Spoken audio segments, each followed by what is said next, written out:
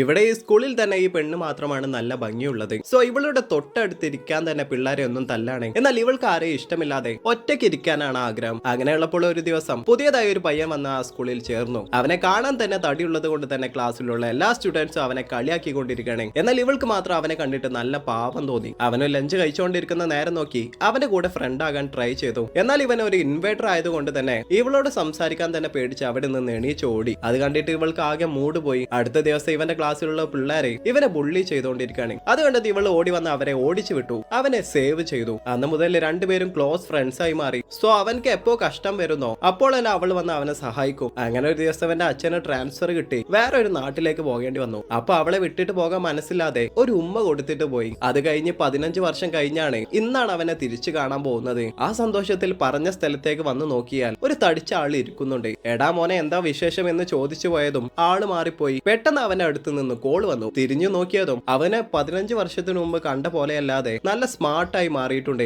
അവൻ ഇവളുടെ അടുത്തേക്ക് വന്ന് സംസാരിക്കുമെന്ന് നോക്കിയാൽ അവളാണെന്ന് വിചാരിച്ച് ഇവളുടെ പിന്നിൽ നിൽക്കുന്ന ഒരു ഭംഗിയുള്ള പെണ്ണിനെ കണ്ട് ഇവളാണെന്ന് വിചാരിച്ച് സംസാരിക്കാൻ പോയി. അപ്പോഴാണ് ഇവളുടെ മുഖം താഴെയുള്ള വെള്ളത്തിൽ കാണുന്നത്. അതിനുശേഷമാണ് ചെറിയ പ്രായത്തിലുള്ള ഭംഗിയെല്ലാം പോയി എന്ന് ഫീൽ ആകാൻ തുടങ്ങി.